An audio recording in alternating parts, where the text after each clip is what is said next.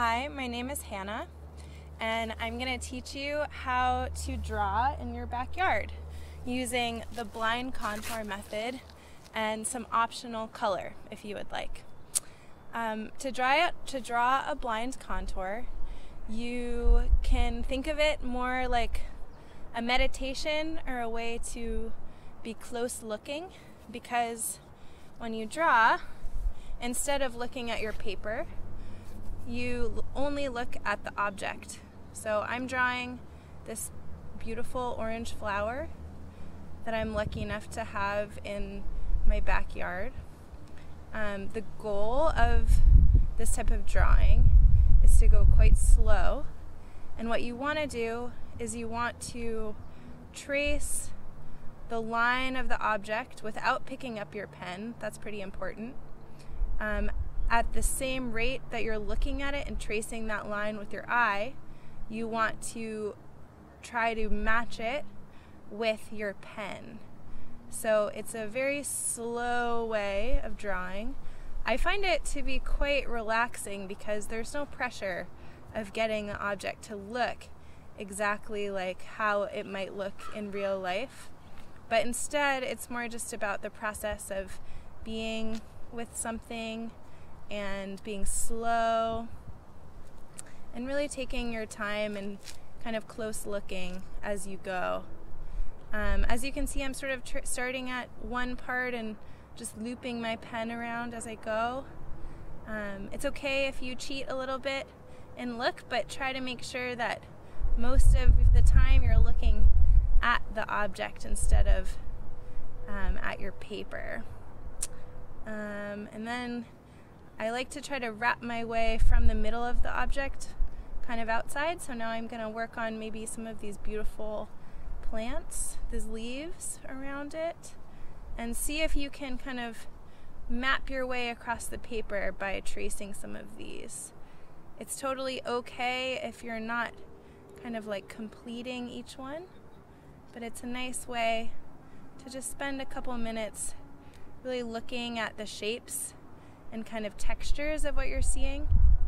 I think a lot of times when I draw or when we draw, we think more about what we think an object is going to look like instead of what the object actually looks like, or instead of what it's actually doing. So this is a nice way to like really get into kind of all those weird kind of crinkly shapes.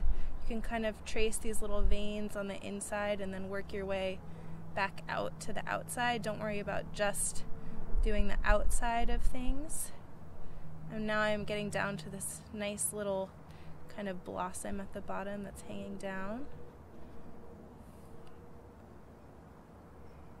And then think about, like, if you want to move your way over to another part of the paper, think about how you might trace something over to kind of get around. Like, I want to get around to this beautiful leaf on the left, so I kind of worked my way around on those other little leaves, and now I want to do this little bud that looks like it'll be blooming soon.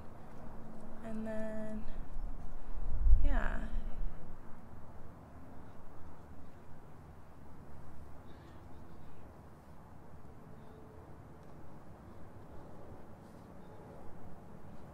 I feel really lucky to be drawing and have access to this wonderful backyard space in my house in Richmond. But you can also do this method with literally anything. It's a really fun game to play. While you can do it with people and trace their faces. You can do it with your pet inside. You can do it with an indoor plant, with a banana, with whatever you'd like. Alright, I think I'm good for now, and so I'm gonna finally lift my pen up. As you can see, there's a lot of funny little shapes going on, and you can kind of make out some details. It's totally okay if it looks like a blob. I think it takes some practice to get used to this kind of drawing.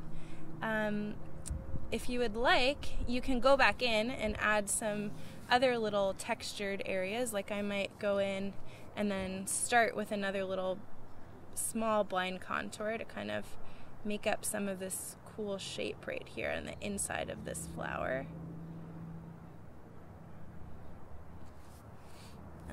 And then maybe I'll do like one of these little veins. And again, I'm still doing this mostly just looking at the object instead of at my paper.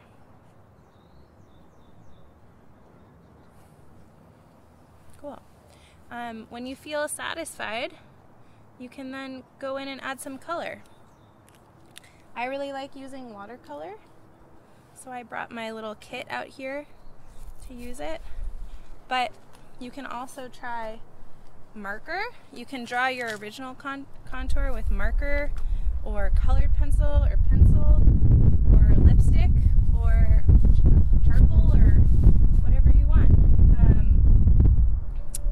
And then you can color it in any way you'd want. So I really like watercolor, but you could try, again, marker, colored pencil, whatever you think.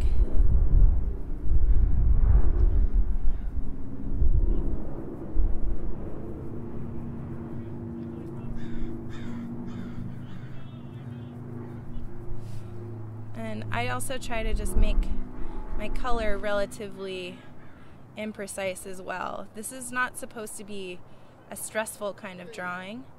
I think the point of this kind of drawing is to capture kind of the essence of the object as opposed to a diagram or an illustration.